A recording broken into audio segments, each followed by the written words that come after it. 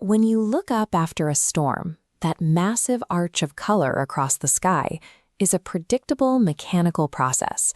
It happens when a single ray of sunlight hits a spherical drop of water and explodes into a precise spectrum of light. It is pure physics.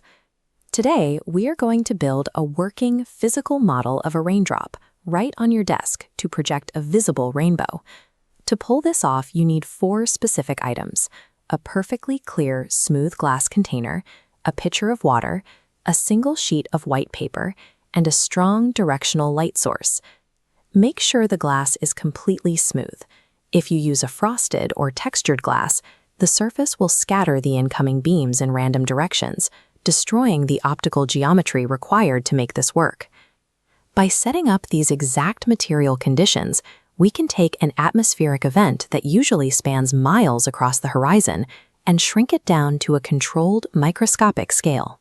Step 1 is to fill your cylindrical or spherical glass completely to the brim with water. This water-filled glass is now our macroscopic raindrop. Now, place the light source directly behind you. Aim the beam so it shines over your shoulder and squarely into the front curve of the glass.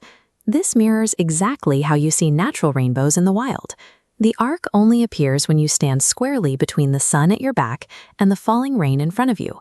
Watch what happens the moment the light hits the front of the glass. As the light wave moves from the thin air into the much denser water, it abruptly slows down and alters its original path. This specific process of light bending as it changes speed is called refraction. It is the first core physics concept driving our desktop model. This specific geometry allows the beam to enter and exit the droplet along a single visible path. Without this alignment, the incoming light would simply reflect off the surface as a hazy white glare. The beam from your light source looks solid white, but it is actually a tightly packed bundle of different color wavelengths traveling together.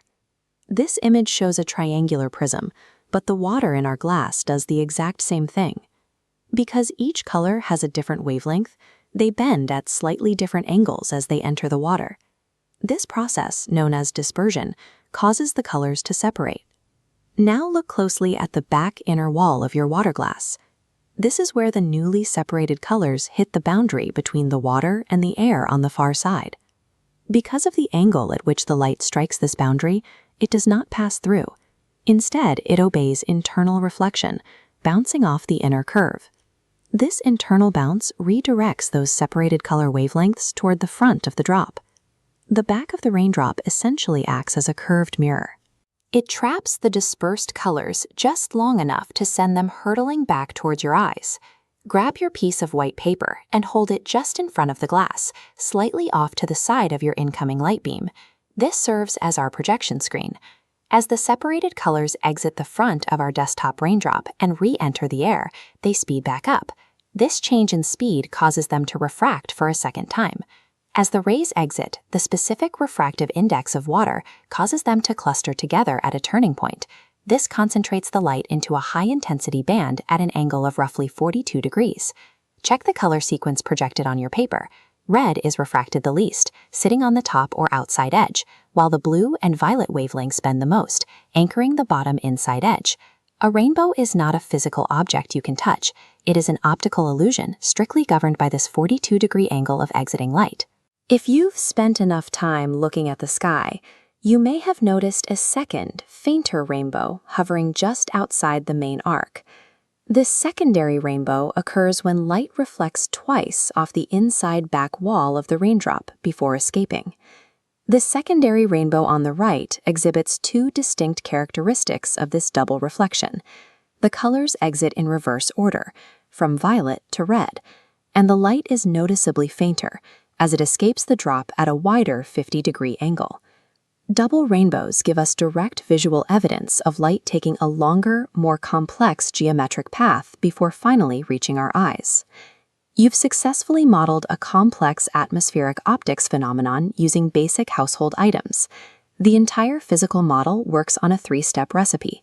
Refraction bends the light in, reflection bounces it back, and dispersion splits the beam into individual colors. Now it's time to test the boundaries.